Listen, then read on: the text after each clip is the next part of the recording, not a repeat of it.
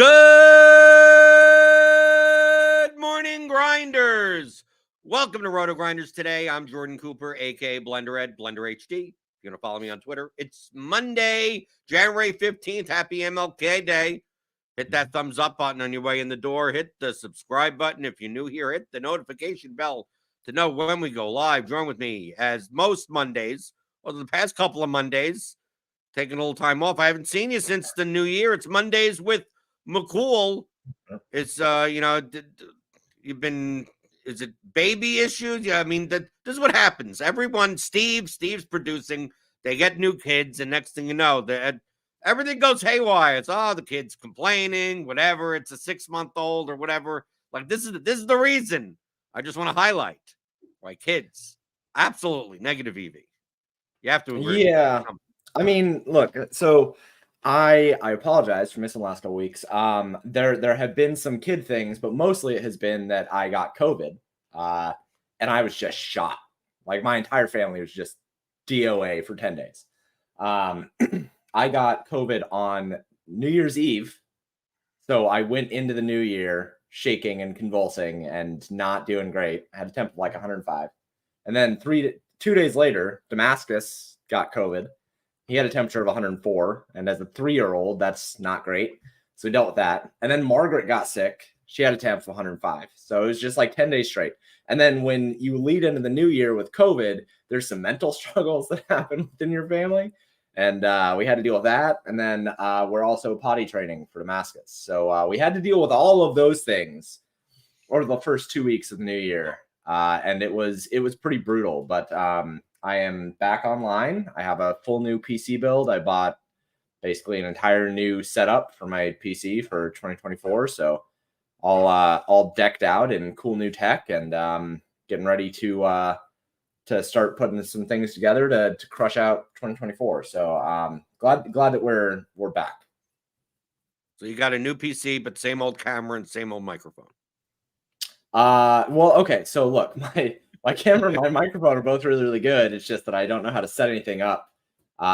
So I have to redo it every single time that I get a new PC build. But yeah, new PC. Old camera and old microphone, but they work. They're fine. Does the new PC make the projections better? It will. Yeah, once it's fully integrated, yeah. So what's the difference between the old PC and the new PC that it's gonna matter that much? Considerably more computing power. So I went from when I originally built my PC, it was 4 years ago, I think. No, 3 years ago. 3 years ago. And I built it mostly top of the line back then, but I skimped a little bit on my GPU, and I didn't have as powerful of a processor that I probably should have had. But it did good work. But now I went from, and people in the chat, maybe somebody will understand what I'm saying here. I'm sure that you won't, but I went from an i5 to an i9 Gen 4 CPU. I upgraded my motherboard so it has higher capacity. I upgraded my power source from 850 watts to 1,000 watts.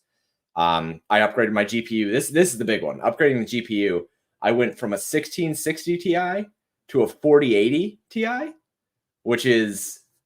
But I mean, that only matters. I mean, that's for your personal, if you're gaming and stuff. I mean, nope, nuh-uh. How does the GPU affect? I mean, if you're running Python, I mean, does the GPU matter? Yep. Yeah. So really, on a 1660 Ti, which was relatively strong for the time being, it doesn't have tensor cores, it doesn't have CUDA accessibility, and it doesn't have near the same amount of RAM that you can utilize when you are multi-threading for things like Python. So when I'm able to actually put in the upgrades are going to go into effect for baseball season because I haven't had time to fix anything for anything else. But when I do get the upgrades in, I'm going to be able to utilize significantly larger data sets, and I'm going to be able to train models considerably faster and on more intricate ways. So I'm going to utilize... Is it a time thing or a capacity thing? Like, it's both. Is it just a matter of like before what you would want to do would take, like, for a specific day would be like, well, I can't do this because it's going to take me 6 hours to do, and that's just untenable for like a 1 day's baseball slate. Right. But now this new CPU will make it so it's like, okay, you could run this in 20 minutes. Right. Yeah. So I'll be able to, like, everybody knows I do game level simulations for baseball, but in order to do the game level simulations for baseball, when I initially put together the code for it, I had to cut a couple corners and make some assumptions about the data and kind of synthesize the data. Which basically means like I was creating data based on similar instances, but I wasn't utilizing real data.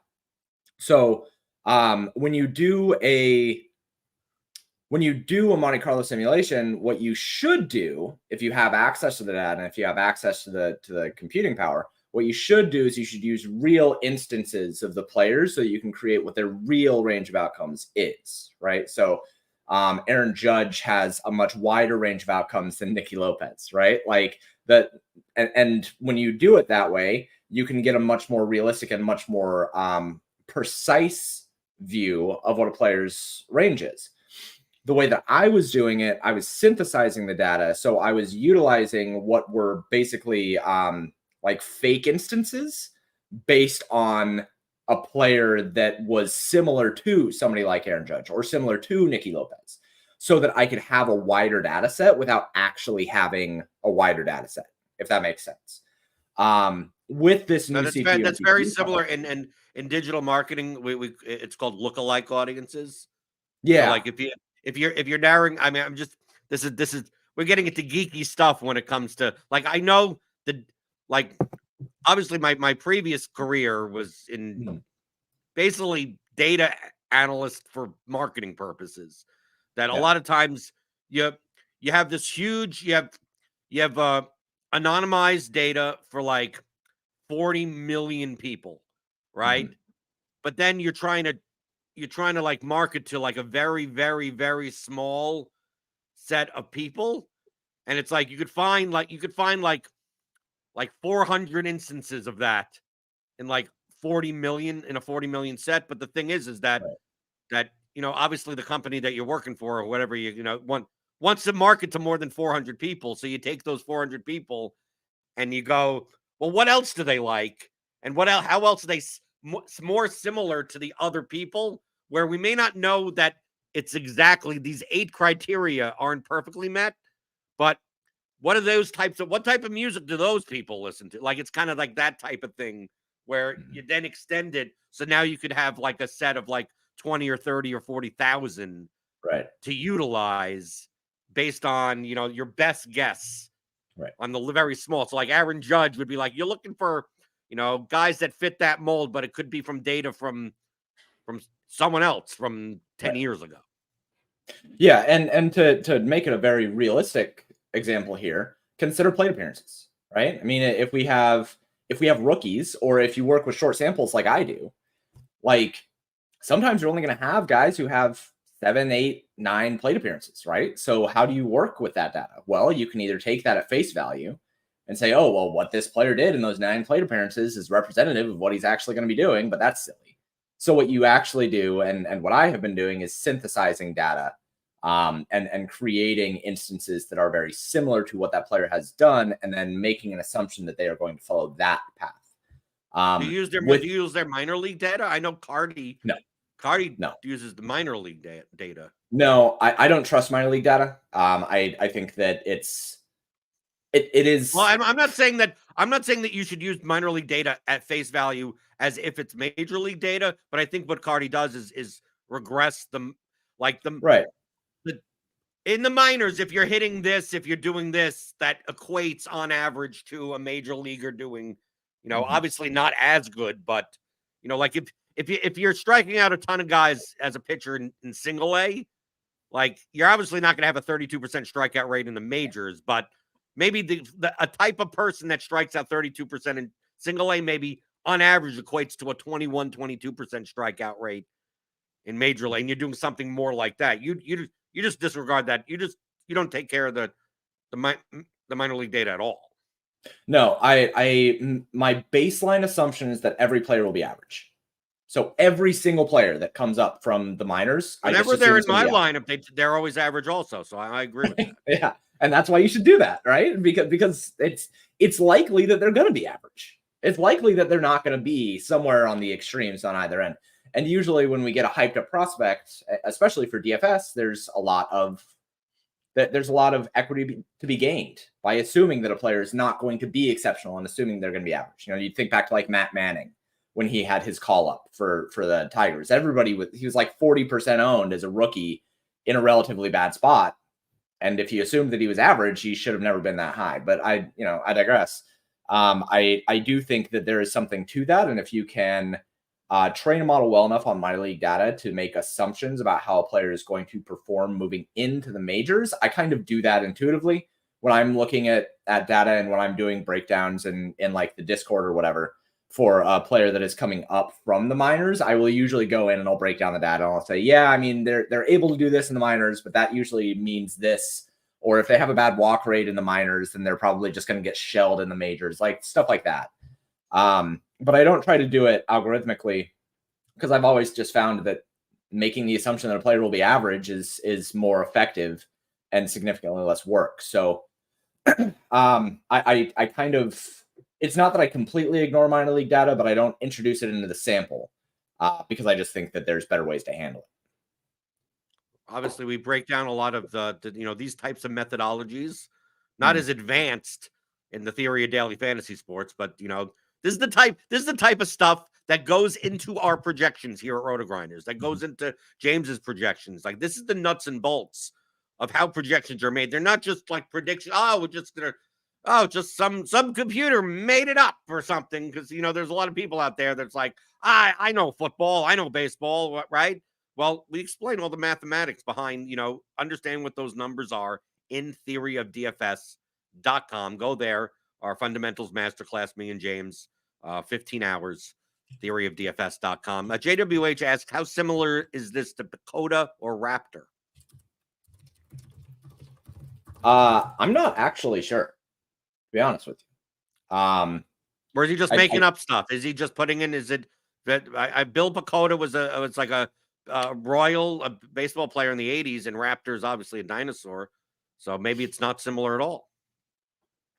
Well, I mean, I think that Pacoda kind of does the same thing that I do with synthetic data. I think. I'm not sure how Raptor works. I don't dig far enough into the NBA stuff to know how Raptor works. I do know that Raptor is kind of like of the people that I know and trust in terms of the people that actually do real NBA work. Raptor is what they trust. So I trust it, but I don't know that much about it. A Defix asks, aren't we at the point where you could use AWS, like Amazon Web Services or whatever, Microsoft Cloud, whatever cloud services, to run everything instead of using your personal machine? And Daniel even chimes in and says that his personal machine is actually 10 years old and he does his low priority computations locally, but his high priority stuff in the cloud. Is there a reason you prefer doing things locally versus the cloud, or is it more of a comfort, like this is what you're used to? Kind of a combination of both. One, I feel that I have a little bit more control over the way that I want to handle things on my personal computer. And it is just kind of like the way that I have done things. But I do have certain things that I run in the cloud. So like I run NBA and NHL updates through the cloud. I have an AWS script set up to do that. So I don't run NBA or NHL stuff on my home computer. In terms of the actual simulations that I'm running, I run that stuff in the cloud. When it comes to model creation, when it comes to putting together models, I prefer to do that on my local computer because I use IDEs that make it much easier to code. The other big reason, and the main reason, is because of overhead cost.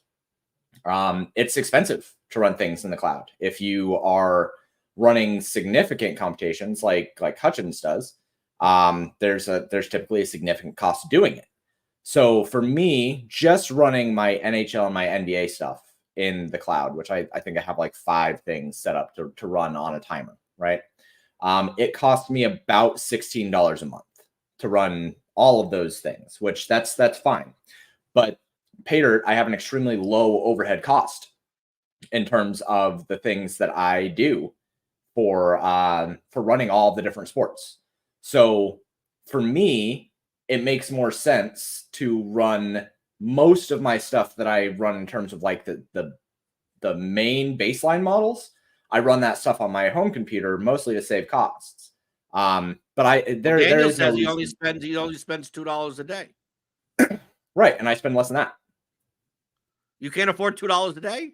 Of course I can, but when you're running a business, the overhead costs matter. I mean, it's okay. You're a nit, like you get it. Like if I can do it, I mean, that's $60 a month. What's you were making out that these costs? I was thinking that these costs are going to be in the thousands of dollars. Right, and for some things that I plan to do this year, they are. So this year, I do plan on getting into LLM architecture and AI architecture, and that's one of the bigger reasons why I decided to do this big CPU upgrade. I spent about $3,000 on all the hardware to make sure that I could train my own models locally. Now, and this I think hold on. I just want to get a clarification, James. I think that the difference is that like Daniel's not making models. Daniel's just running his sims in the cloud, like because he's using. Oh, I know, Nerdy Tenor. He's not building MLB projections. He's using your MLB project. He's using our RotoGrinders. He's using Cardi's, right? So the cloud costs for you to literally run the models to build the projections probably need more computing power than just simply taking that output and then running whatever Daniel runs with the simulate. I'm assuming that's the difference, because I'm like, what? Like, I mean, we always joke around Nerdy Tenor supercomputer, but really the supercomputer, like 95% of the work is done by sites like RotoGrinders that like give those inputs for him to use. So I would assume that's the reason that the cost would be much different, because you have to plug in all of the data. I mean, imagine running MLB every day with all the data that's there and all the players and all the everything, and you're running game simulations. I could see that's way more computing power than just kind of running like a simulation process on the output of that data. Right. So what it comes down to is storage and computing power. So if I wanted to run everything on the cloud, I would have to pay for storage and I have to pay for computing power. And I would have to pay for it ramping up based on the amount of time that I would need to use it. Now, Nerdy Tenor, he runs his main sports, right? And he runs things closer to lock, right? Or within a certain time window. He doesn't have to set up timers to run it every 15 minutes like I do. I am running just for NHL and NBA. I am running things. I have timers set up to where I am running NHL and NBA. I run it every hour on the hour up until 3 p.m. Eastern. And then I run it every 45 minutes up until 4 p.m. Eastern. And then I run it every 15 minutes up until 5 p.m. And then I run it every 10 minutes up until lock for both of those sports, right? So I'm running it consistently. Now, if I wanted to set that up for NFL, NHL, NBA, MLB, Call of Duty, League of Legends, Counter-Strike, you name it, PGA. How about how about the Madden Sims? You forgot Madden Sims, right? Madden Sims every day, right? Like I would have to have timers set up, and the computing cost for that would get exorbitant, right? I'm only running 2 sports and I'm running them on a daily script right now. And I'm not even paying for storage. That's a whole other thing, right? Like you have to pay for storage eventually as well if you want to keep all of your data sets in the cloud. If I were to run all of the sports that I run during like peak DFS season, we're talking like probably $15-20 a day just from running things. Oh my God, $15-20 a day. Holy God. But $15-20 a day equates to $600 a month. And that matters for overhead, especially with PayDirt, where it's not like I'm $1 million company over at PayDirt, right? I mean, PayDirt makes me a decent living, but like I'm not loaded by any means, right? So $600 a day matters, or $600 a month matters. If it was $600 a day, I would understand. $600 a day, and then you add storage costs, right? If you want to set up a data lake, or if you want to set up a data server up on AWS, or if you want to set up a Mongo database or something like that, that has other overhead costs. And then the granddaddy of all of it is, and this is kind of a sidebar to things, but when you are training AI models, which is what I'm going to be doing this year, and working through LLMs and working through these natural language processing models, when you're training that kind of stuff, that's when the cost gets gross. So Amazon just let out their new AI kind of centric service. It's called Bedrock. In order to train and run a custom built model for Amazon Bedrock, it can cost upwards of $2,000 a month just to run it, like without training it. When you train it, we're talking like $10,000 a month. What are you training? What would you be training? So I have some plans kind of in place for what I'm going to be building out. They're kind of top secret right now because I haven't like gotten to it, but it's something that I'm going to be introducing all we need to know, later James. on. Okay, fine. You're not going to. All we need to know is this going to turn into Skynet? Is it going to take over humanity? I mean, hopefully not. I hope not.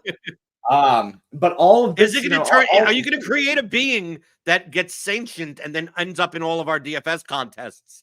And it's like, why is this user winning all the time? It's like, well, no, James AI, he got out of hand. Yeah. He got out. Right. It's just James AI just entering every single day and utilizing the future. Now, it's going to be something that I think is really, really cool. And something that I think is kind of the next step in the industry. At least in one facet. But it is, in order to create it, I have to train it on a lot of different data. And in order to do that, I need to keep my overhead costs low, and I need to make sure that I have really good control over the stuff that I am training it on. So, all of that said, like, yes, you can run everything in the cloud. You can do your storage. You can run your sims. You can run your projections models. You can create your models in the cloud if you'd like. There are plenty of different IDEs that exist online, but the more cost-effective way, if you're trying to be prudent about your overhead costs and if you're trying to be prudent about the amount of money that you spend on this kind of stuff, if you can run it locally, you probably should. There are certain things. You got to back it up in the cloud, right? I mean, like, yeah, there's a fire in your place, and there everything's gone. Well, all of my models are backed up in the cloud. Yeah, like everything. I don't just save my models on my hard drive. You don't save it on floppy drives. You don't put in a 3.5-inch floppy drive. You build your own computers. You could build in 3.5-inch floppy drives if you want. I guess I could. Yeah, if I really wanted to, I could certainly do that. And your model could fit into maybe several bookcases worth of 3.5-inch floppies. Honestly, that'd be kind of cool. That'd be kind of cool, right? I mean, like, that's retro. The process in order to back up your model would take like 7 weeks and 50,000 3.5-inch floppies. But it would be kind of funny. Like, you walk into somebody's house and just like, what is that stack of floppy disks? Like, oh, that's my MLB model. And the thing is, to make it authentically late 90s, you have to, all of the floppy disks have to be labeled over America Online starter kit disks. Because if you went back to Navigator, right, the Navigator, right? Because that's what you did, right? You get those trial things in the mail, right? And then you clip out the save whatever on the disk that prevents it from being written over, and then you write over it, and that's where you put your wares, right? Right, that's where you put your wares, right? All the pirated software that you download. Yeah, that's where you install your LimeWire, which is back, by the way. I don't know if you saw those ads on Twitter, but LimeWire. Oh no! See, I'm old school. See, I don't build. Everything you talk about building PCs, it's like, yeah, I used to do that, but I mean, that was like 20 years ago, right? So, and you meant all the stuff that you mentioned is like, oh, this is stuff that like I feel like an old man, because it's like everything that I was smart about computers is like completely antiquated now. It's like, like Perl and Cold Fusion That was my day. That Cold Fusion and SQL, God knows, SQL 3.0. It's something really. I mean, dude, I was building websites before CSS existed. You would probably have a lot of fun building websites now. Probably. I don't care about it now. I know. You got other things to do. I get it. Well, no, it was so much easier back then. All it was nested tables. You just could nest It's table. not, table, no. table. It was, dude, you can build a website in like 36 seconds now. You can legit, like, you since you know how to set up domains and DNS and stuff like that, you could legitimately build a website. I could set up a WordPress-based website with a WordPress framework, or even like a Bootstrap framework, like whatever. In like, I mean, dude, I can make a site look like, sir, I could make a site look probably better than your Paydirt site in about maybe less than an hour. You could 100%. I don't doubt that. You should do that to Paydirt. By the way, I'll pay you to do that to Paydirt. Make it better. I don't like doing that shit anymore. I know you don't. That's why you won't do it. I've offered this before. Right. I'm a minimalist. I turned into a web design minimalist because it's easier. Right. Just minimalist design. Just it's get in and get out. But also you learn a lot of stuff when you're building websites for business purposes. That anytime that you start adding like bells and whistles, it actually hurts your conversion. And a lot of times it's like the simplest way forward is just there it is. Right. Yeah, just build it. Yeah, I gotta get the other thing that I need to work on this year is marketing. And like setting up. Oh, no one cares about, but no one cares about that in the audience. Well, I thought you were going to mention something that you're working on as far as like actionable, like in DFS or anything like what we're coming. It's the new year, right? Because you haven't been on in 2 weeks, right? New Year's resolution. So what is your New Year's resolution? Marketing? No. No. My New Year's resolution is to actually train for a 5K. That's like my main thing. Okay, but for fantasy in this industry, what would be your New Year's resolution? My New Year's resolution for this year would probably be for marketing. I think so. I think that, and I'll have a video on this later on my YouTube channel. But I think that this year there's going to be this year is going to be kind of like a consolidation, I think, of the industry. We've already kind of seen that with the happenings over at Skotastic. I think that I think the industry has kind of gotten to a point where the innovation side of things, there has been a lot of innovation, but now we have saturated the market to the point where the innovation has kind of jumped the shark, and now people need to find a way to kind of lay low for a little while until the next big innovation happens. And I don't see there being big innovation later on this year. I think that this year there's going to be a lot of refining for DFS, and especially from like the tools-based companies. I think it's going to be mostly about refining what has happened over the last year. And that's the same for Paydirt. And I think that it's going to be the same for RotoGrinders, and I think that it's going to be the same for most of the companies. So my focus is more going to be on trying to set up marketing pipelines and really treat it more like a business rather than just treating it like a thing that I do, right? And that's hard for me because I'm a builder. I'm not a marketer. I'm not a voice. I'm not a mouthpiece. So trying to focus more on that. I know that's what you do. You're a mouthpiece. Trying to focus more on that and trying to focus a lot more on just putting the models and the work that I've done in front of people and saying, hey, here's everything that's really cool. Go check it out, blah, blah, blah. And trying to figure out the best way to do that. I also want to work on other avenues other than just Twitter. I think that that's a big mistake that the DFS industry has, is that it's just filled with a whole bunch of old white dudes that don't know how to use the popular social networking sites. Oh, are you going to do dances on TikTok, James? Are you doing dances? I might. We'll see. But I really do. I think that there's a large portion of the player base that is just not even being touched by a lot of the DFS companies, because we just don't have, as our core competency is not social networking. Our core competency is not those things. So I want to focus on that kind of stuff and focus on kind of expanding, because I think that that's what just needs to happen this year. I don't think there's going to be a lot of innovation. I think that it's going to be mostly refining and trying to expand. JWH says, I think SimLabs will be the biggest innovation for RotoGrinders this year. Because obviously we got NBA, right? So if it's in beta, so if you're a premium member, click on that link in the description, get $10 off your first month.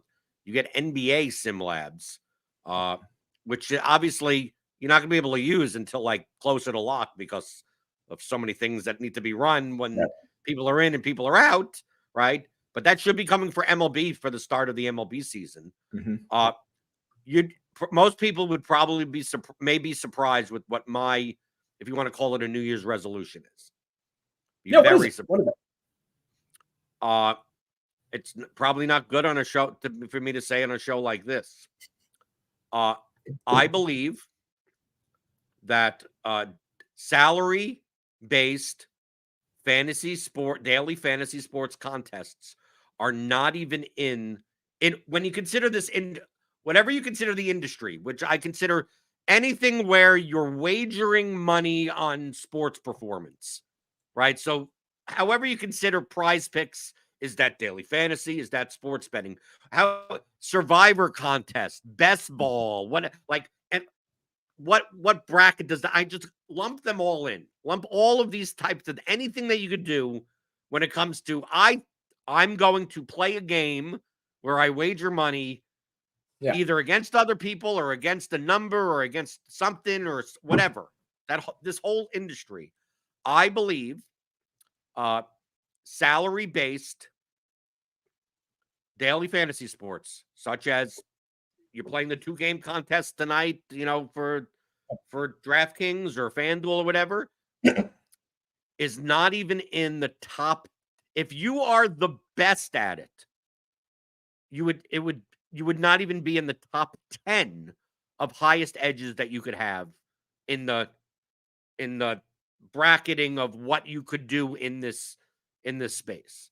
Sure. That my New Year's resolution, like last year, by volume, right? And I only had sports betting for basically the last 3 months of the year. Of course, I did Prize Picks and Underdog. There's only so much you could do on Prize Picks and Underdog, right? My volume was like last year was almost 75% not salary-based DFS. And if I truly wanted to make a New Year's resolution, like what would be the best for my play, I would say probably to spend $0 on salary-based DFS. That I don't doubt that.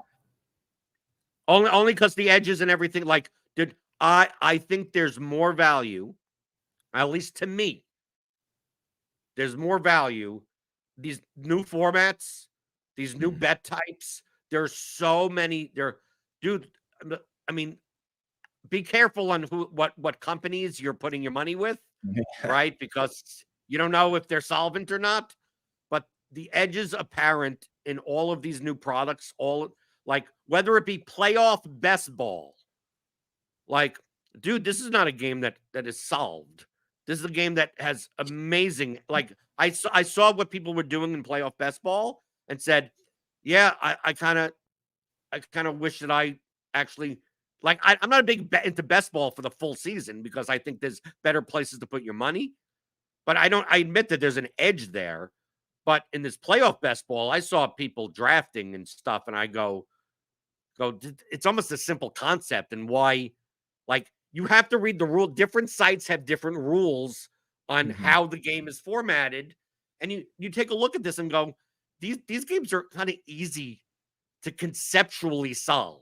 Obviously, there's a ton of variance, but like how correlation, leverage, and projection, like all those 3 concepts, correlation, projection, and leverage, exist for all of these types of games, all of types of bets, all types of everything. And there's just like DK pick 6, right? Then it's not available in Kentucky, but like there's a much bigger edge in that than there would be in standard DFS. Or now DK has these progressive parlays where they're kind of like treating it as like a Prize Picks card. Now the hold on these is higher than Prize Picks, But I guarantee you that if you have access to these, that if you're doing it based on props, there's going to be something. Dude, there are people that I know that hack SGPs. And they say every site has flaws in their SGP calculations. And a lot of times it's team based. You have to look for them. He said, but if you look for them, you'll find them. Right. But you just got to look for them. And when you look for them, you find something that has like a 5+% edge that you could do forever until they fix it. Right.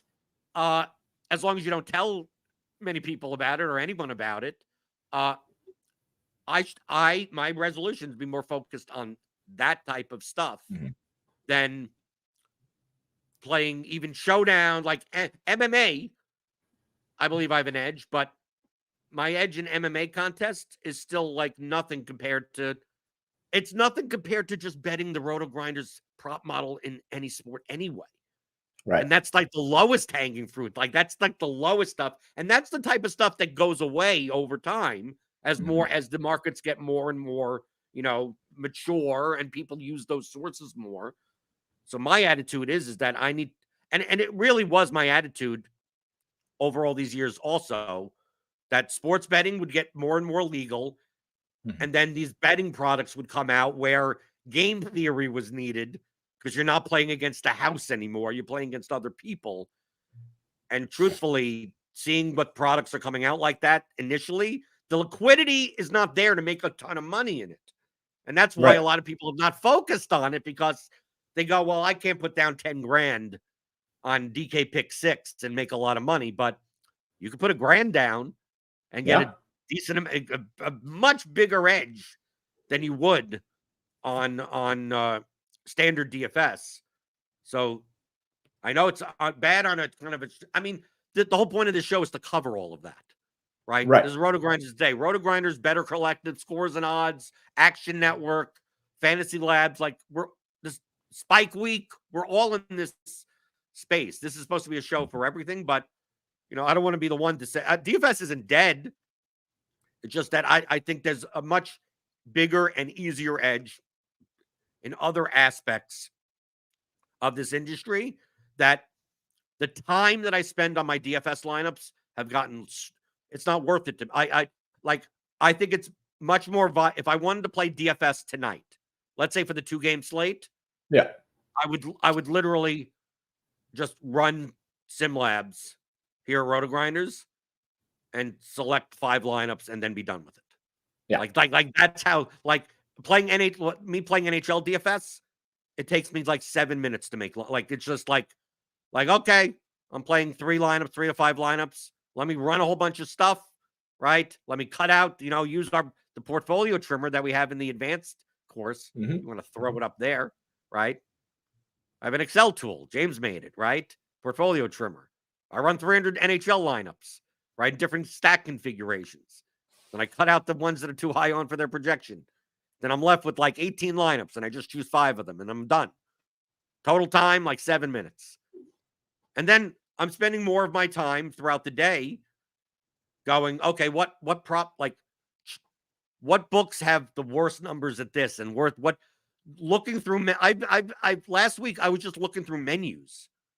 I was exploring the Bet365. I really haven't looked into. I use Bet365, but it's only like 6 or 7 states. And I found, like, on the other show, I know I'm kind of going off, but just giving you an example. On the other stream that I do, which is after this show on my own YouTube channel, we were theorizing. We came up with whether or not, like, Bet3, you could middle significant strikes in MMA. Because Bet365 is the only book that offers significant strikes in MMA, but Prize Picks and Underdog do also. Right. And their numbers are a lot of times very different. Like off by like 20 or 30 significant strikes. And I theorize that maybe there's a way that you could middle these, like, I don't know how because you have to put together the parlays, but once we started looking at that type of stuff, I'm like, what other stuff like that could possibly exist? Right. And I think there's tons of it. You just have to look for it, and you can't treat it as like, yes, you could feel free to get your 20, 50, 100 props in. Feel free to play your couple of lineups in DFS or your 150 in DFS.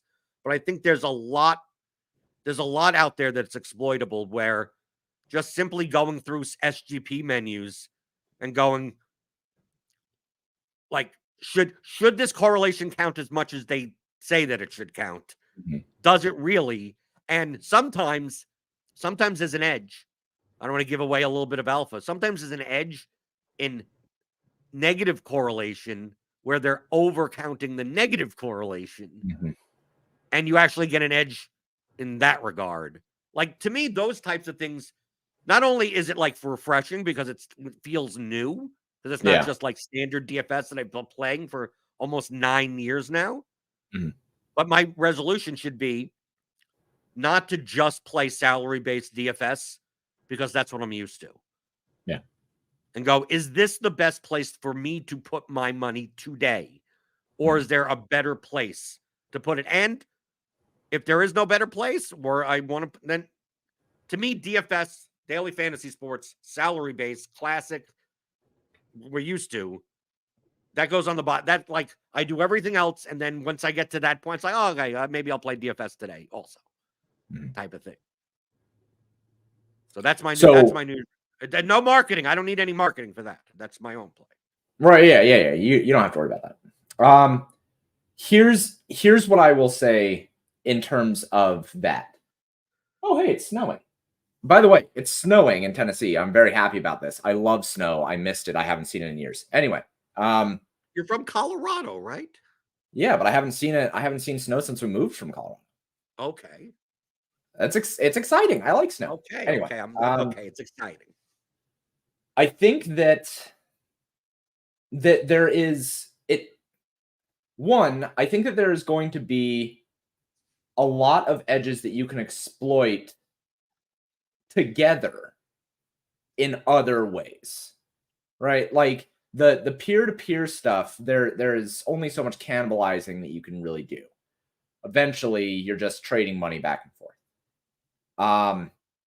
I do think that there's going to be more edges available in other games, and I agree with that. And I have found when I am betting consistently and not going to Denver and then, completely destroying my betting stuff for 3 days, I have found that I have around an 8 to 12% edge or so in just in prop betting. And that's cool. That's great. And that is a more consistent stream of revenue. I also think that what you said about it being fresher, that's one of the reasons why it feels so much better. Because I think that you probably have the same edge in DFS that you do in general prop betting, not in prize picks, not in pick six. I do think that there is crazy edge in the peer-to-peer stuff that's going to come out. But I think that the edge still exists there in DFS. And actually, I think that this year, baseball is the edge is going to be ridiculous in baseball this year. Because what you said about, for NHL, I just go and I run a couple models and I run through the portfolio trimmer and then I just play and it's 7 minutes. I think that people have gotten complacent with the amount of tools that we have in the industry and the amount of projections, and think that things, especially with how NFL went this year, I think that people are going to trust projection-based tools more than they should when it comes to a game like MLB. I think that when it comes to things like NFL and NBA, you probably should just be prop betting and doing prize picks and putting together cards and doing pick six and stuff like that. Like the DFS side of dealing with what we have dealt with in NBA, even where we just hit January, and I'm like, we've already had instances of stupid stuff happen in NBA. But I think that when it comes to the event-oriented sports and the higher variance sports, I think that people are going to, this year especially, be much too confident in how good projections have gotten in the industry. So that's the only pushback that I'll say on that, is that I think event-oriented sports, you probably still have significant edge in DFS. Whereas in the more linear based sports, I think that you're probably much better off just doing prop betting and putting together cards and stuff like that. I do think that there is a balance between those two things.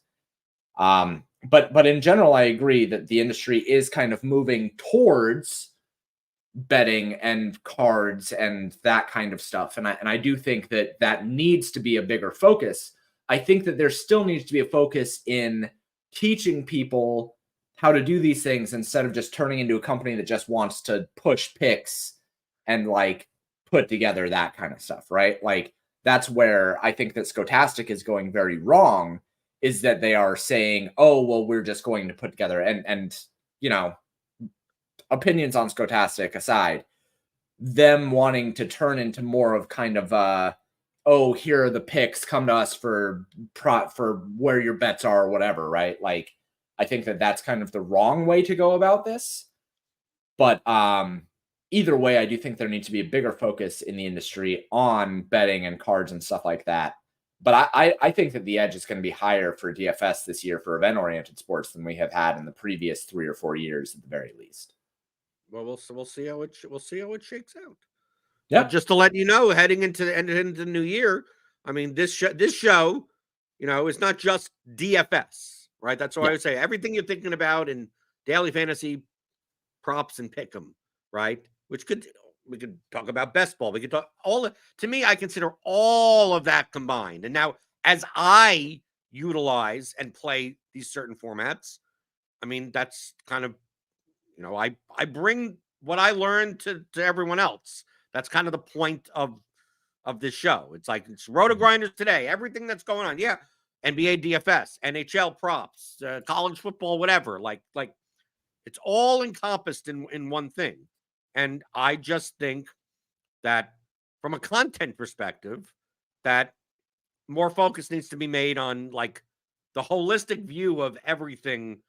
Like if you're going to build a model for DFS contests, like you could repurpose that for so many other things. I mean, like that's kind of what I always pitch here at RotoGrinders is that, oh, well, I'm not going to be playing NBA DFS. You know, the NFL is winding down and I may be back for baseball. It's like, dude, the amount of the stuff that we have on RotoGrinders, right? Like, dude, like Australian Open is starting today, right? Or whatever. Like, dude, we have tennis projections. We have like, okay, I'm assuming they're fine. I mean, I don't play tennis or whatever, but who says that whoever, you know, bet 365's aces are anywhere close to accurate in comparison to our model here? Well, feel free, right? I mean, you could use RotoGrinders even if you're doing this for entertainment purposes, but you still want to be competitive and possibly profitable. That what's going on today, and you just go, okay. Well, we always have the information, and we always have projections. We always have Sims and lineup HQ. Any contest you want to play, Madden Sims, for crying out loud. If you want to do that, right, then we got a builder for that as well. So don't necessarily take it as like, oh, it's like we're just like RotoGrinders is just DFS. It's not. No. RotoGrinders, it's basically all the information you'll need that could at least start your journey to beating all of these other types of games, right?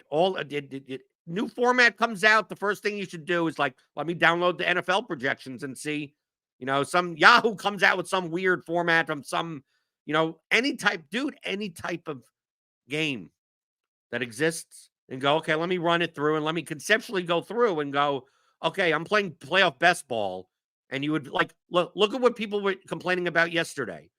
They're going to be playoff best ball teams that are dead in the Super Bowl because they have that advanced because they have Cowboys, even though they're not going to get any more points. Right, they're dead. Yeah. Right, they're dead. Right, it didn't matter. It didn't matter how many points that the Cow and I see all these depending on the format of playoff best ball. And I saw these teams and I said, okay, this team's dead. I mean, like before the games even started, It's like this team is literal. Like you built a team that literally is dead. That literally, like, there's no possible way for you to advance. Either you got all these players in the Super Bowl, or you never got to the Super Bowl. And it's more likely that one of the two, but like, great, I drafted a Ram stack. It's like, well, if they make the Super Bowl, then you're gold, but they didn't make the Super Bowl, so you're dead. Right. Right? So you take a look at this and you go, some of these formats, people are building as if they were playing regular best ball over 16 weeks with a 17-week playoffs, and then like not understanding the site's rules and going, well, I'm going to stack this team. And I'm like, I wouldn't stack any team. Like, I'd be like, you could sort of stack teams, but just understand that the only way that a stacked team, overstacked team works is if they crush literally every week of the playoffs. And otherwise, you're not advancing. What? Otherwise, you're not advancing. Like, or otherwise, you're right. Right. That's kind of the point. It's like, otherwise, you're not advancing. It's like, dude, only like 1 out of 6 teams in your pod is going to advance, and it's easy for a losing team stacked to even advance, and then you're dead, right? But I'm just saying, those are the types of things that I'd be looking at. But James, paydirt_DFS on Twitter. This is it. You said your New Year's resolution is to help increase your marketing. I'm giving you 30 seconds. Do your marketing.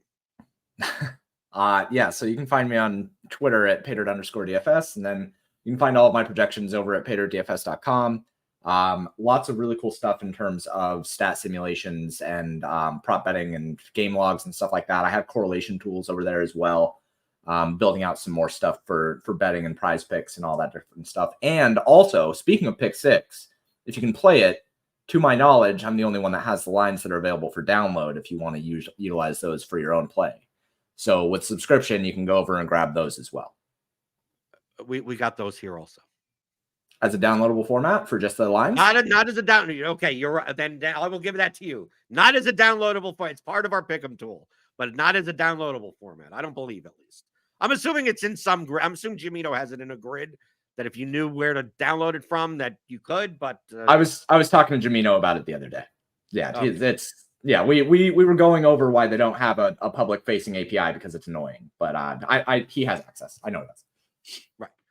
Okay, doke. Hit that thumbs up button on your way out the door. Hit that notification bell to know when we go live. We got stuff today. We got NFL.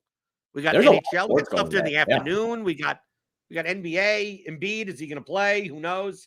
He won't have a minutes restriction if he does, but we don't know if he's going to play.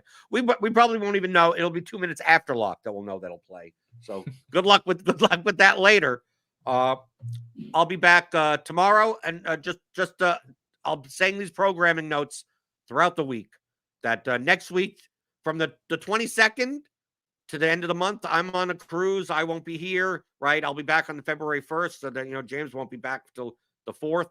So I just want to highlight every single day that next week there will be no RotoGrinders Today then until February 1st. And it's not because I'm dead, and it's not because they fired me or anything like that. It's because I'm going on a cruise. Because I know that if I don't mention anything, I'm going to get a message on Monday that asks me if I'm dead. Did you die?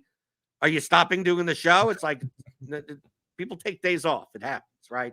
So I'm going on a cruise. So 22nd through the 31st, I won't be here. So just want to remind you of that. But hit that thumbs up button, and I'll see you tomorrow. We're doing hockey tomorrow. Tim's on tomorrow. Some NHL DFS. So tune into that. And Monday through Friday, I'm here. Most Mondays through Friday, I am here, 11 o'clock in the morning, talking about all things you're thinking about in daily fantasy, props, and pick'em on RotoGrinders Today.